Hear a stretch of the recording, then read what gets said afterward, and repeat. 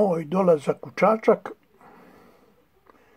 znači, završio sam školu, bio sam u vojnoj školi, izbačen sam iz vojne škole, bio sam pozvan u vojsku, gdje su me držali 3 mjeseca, ja lud kakav sam, cijelo vrijeme sam bio u problemu tamo, tako da su me poslali 2 puta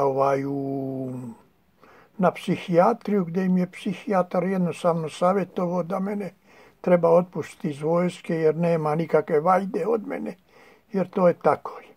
Tako otpušten sam iz toga i eto ti. Vratio sam se, Lesi se vraća kući, tako sam se i ja vratio u Čačku i čale šta će, zaposli me u Slobodi, Čačak, gdje sam radio 1 godinu, 1,5 dana, a poslije sam prodavao neki sladoled, ali to se nije isplatilo. Ja sam više tog sladoleda znao da pojedem i da častim devojčice nego što sam zaradio preko dana, tako da je čale morao da doplaćuje. Znači, to sam prestao i to je tako. Znači, Čačak je tu je. Ali, igrao sam fudbal, branio sam u Čačanskoj Slobodi nešto i tada mi se događa dobro u Čačku, mi isto na trgu se zezamo između nas na gole ruke, ko će kome da opali šamar i tako te stvari, kao boksujemo, pošto nismo imali rukavice. I u tome sam bio isto, ono što kažu, dominantan. Znači, znali su mi da na ruke je teško sa mnom.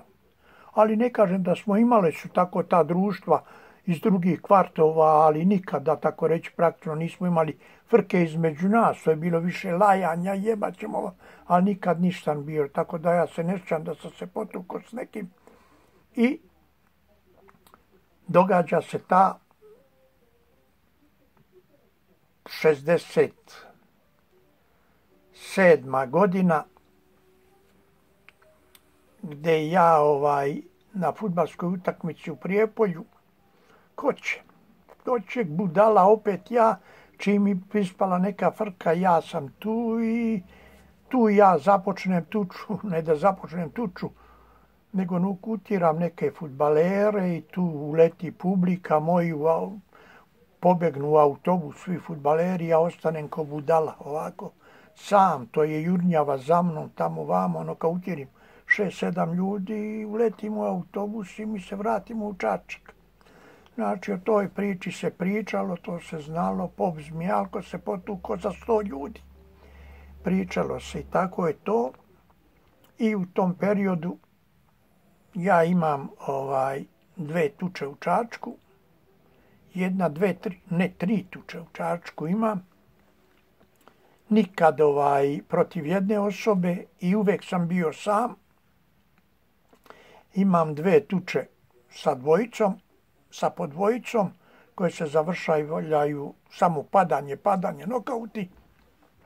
Imam tuču sa 3, ali tu je bio jedan prijatelj sa mnom, pobijemo se sa 3 poznatih momaka iz Čačka.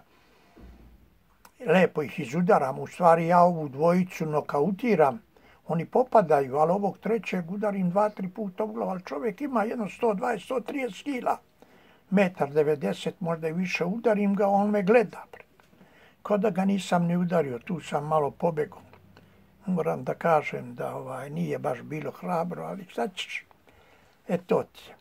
Tako da sam postao, u Čačku su me znali po tome, da sam, ne treba me dirati, ne diram, respektujem i tako te stvari. I to ti je tako i poslije toga sam otišao nešto u Beograd. To sad u vezi Beograda ću vam ispričati u sljedećem nastavku.